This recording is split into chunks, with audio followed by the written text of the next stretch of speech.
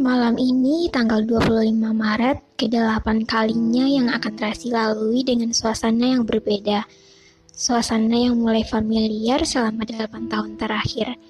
Tentunya suasana yang lebih ramai daripada 25 Maret 9 tahun yang lalu. Rasi ingat, tanggal 25 Maret 8 tahun yang lalu, dirinya tengah berbaring lemah, penuh peluh yang membajiri seluruh tubuh serta wajahnya di atas ranjang salah satu rumah sakit swasta. Tengah berjuang hidup dan mati demi melahirkan 3 bayi merah yang saling berburu tak sabar ingin melihat kacaunya dunia.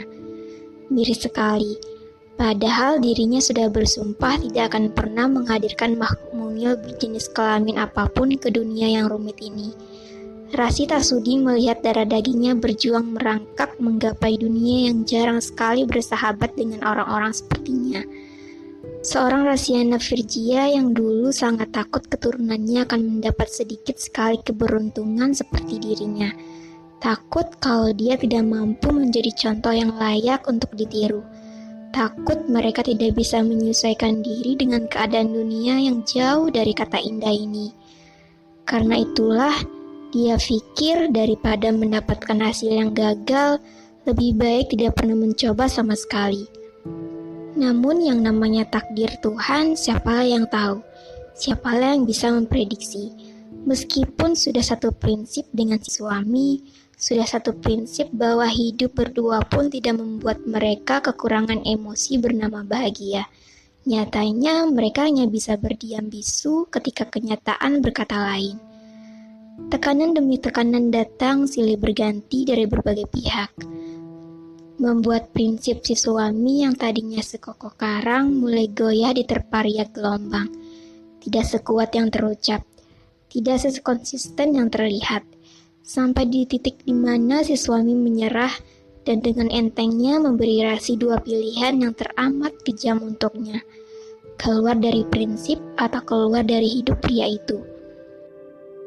Yang tentunya saja Rasi tolak mentah-mentah tanpa memutuskan memilih salah satu di antaranya. Bagaimana mungkin dia bisa memilih satu di antara 2 hal paling berharga miliknya? Tidak akan pernah, pikirnya saat itu. Yang mana tanpa diduga, keputusan Rasi tersebut mengakibatkan mundurnya si suami dari kehidupan rumah tangga mereka di tahun ke-5. Pria itu sendiri yang memutuskan pergi tanpa memberi pengertian, tanpa memberi pemahaman yang Rasi butuhkan. Hanya meninggalkan beberapa cari kertas perceraian yang harus Rasi tanda tangani segera, sebelum dirinya memutuskan bersikap menyedihkan dengan mengemis cinta yang mungkin telah hilang di dalam hati pria itu. Namun, sekali lagi yang namanya takdir Tuhan, siapalah yang tahu. 3 minggu pasca resmi berpisah, Rasi dikabarkan mengandung. Dengan usia kehamilan yang katanya telah menginjak minggu ke-5. Sungguh, Rasi tidak tahu permainan takdir macam apa lagi yang tengah diputar untuk hidupnya saat itu. Kenyataan lain yang disadari saat itu adalah kenyataan bahwa pada akhirnya Rasi memilih semua tawaran yang pria itu ajukan. Keluar dari prinsipnya dan keluar dari hidup pria itu. What an irony. Karena sebesar apapun ketidakinginannya mempunyai keturunan, Rasi tidak akan pernah sampai hati membunuh dia yang terlanjur tumbuh. Karena itu pula terpicu oleh emosi saat bernama dendam dan sakit hati, mengabaikan segala hukum yang menyangkut hasil perceraian mereka. Rasi memutuskan pergi tanpa memberitahu apapun kepada siapapun tentang kehamilannya, termasuk si mantan suami. Tidak ada yang tahu pasti kemana dan kenapa Rasi pergi. Sampai sekarang, tanggal 25 Maret ke-8 yang lagi-lagi hanya dirayakan oleh mereka berempat. Tidak ada yang tahu, bahkan pria itu sendiri. "Mi, kapan aku bisa pakai bra kayak Mami?" Rasi terkekeh saat mendengar pertanyaan polos dari salah satu putrinya itu. Nai bertanya begitu penasaran saat Rasi tengah mengancingkan kemeja di bagian dadanya. Ternyata sebelum selembar kain itu tertutup sempurna, Nay sempat melihat bra gelap yang dipakai maminya menyembul lucu menurutnya. Hal tersebut membuatnya lantas melirik dada super mungilnya dengan penuh harap. Saat waktunya tiba, sekarang cepet siap-siap sana, katanya mau ngerayain ulang tahun di mal. 10 menit lagi, kalau mami lihat kamu masih kancutan gitu, kita nggak jadi pergi. Di rumah aja, tidur. Nay mencibik, cia si mami cantik nggak seru ah, mana ada ngerayain ulang tahun cuma tidur doang nih. Rasi melepas belitan handuk di rambutnya yang lembab, lalu meraih hair dryer. Makannya, buruan siap-siap naik. Kamu nggak lihat, mami bentar lagi selesai. Kay sama Zay lagi ngapain? Mereka udah pada siap kan? Rasi tidak mendengar jawaban apapun dari putrinya. Saat menoleh, ia melihat Nay sedang meringis kaku sambil menggaruk tekuknya yang tidak gatal. Rasi menghela nafas kasar lalu bangkit dari kursi meja rias. Ia tahu gestur putri keduanya itu. Tidak jadi meneruskan aktivitasnya mengeringkan rambut, Rasi segera berjalan keluar dari kamarnya menuju kamar anak-anaknya diikuti Nay di belakang. Gadis kecil itu berjalan sambil melenggak-lenggokkan bokong berbalut kancutnya dengan centil. Saat berdiri di ambang pintu kamar bercat putih tersebut, Rasi berkacak pinggang, luruskan tatapan lasernya pada dua onggok tubuh kecil yang masih jauh dari kata siap yang dia inginkan.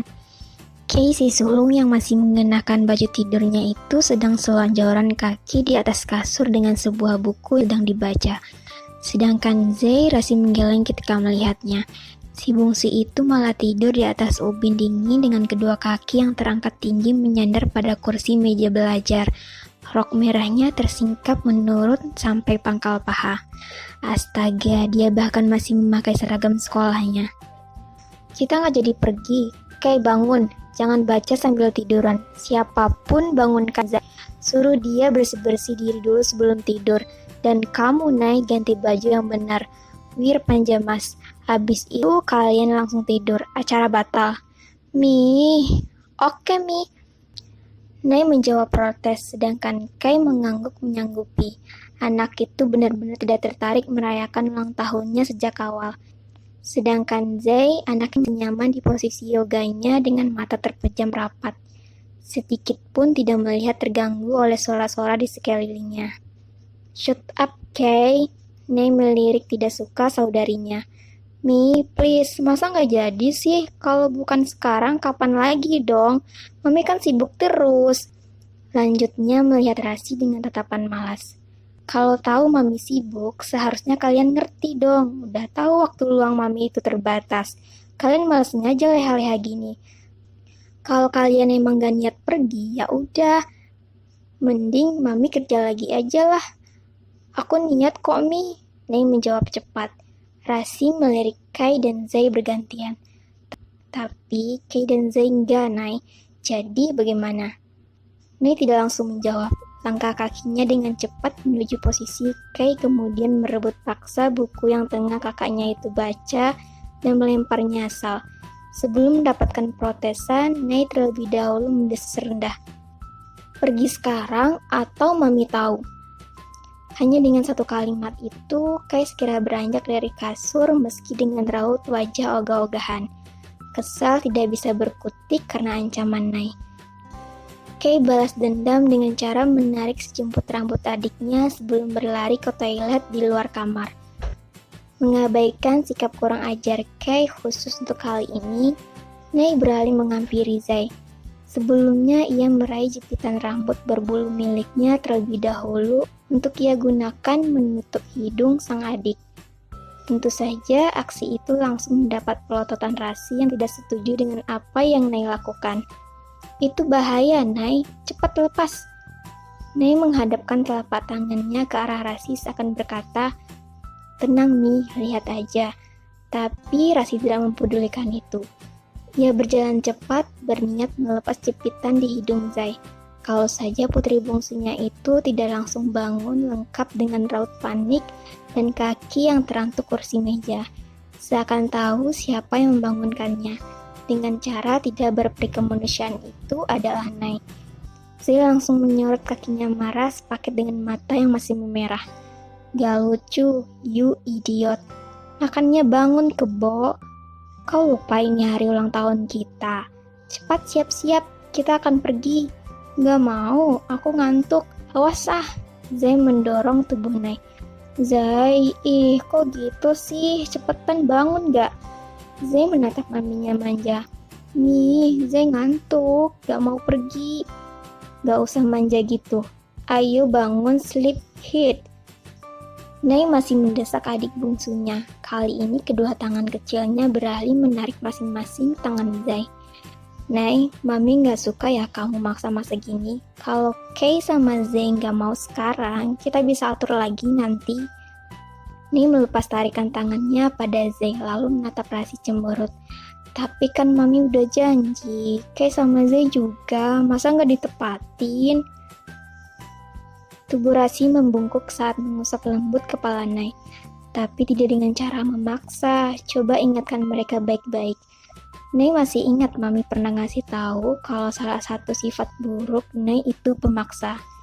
Nay ingat mami ngomong apa? Nay mendesak kecil. Itu kebiasaan buruk, jangan dibiasain. Coba rubah pelan-pelan. Nah, sekarang Nay ngerti kan kalau itu bukan sekedar omongan doang. You have to start doing it from now.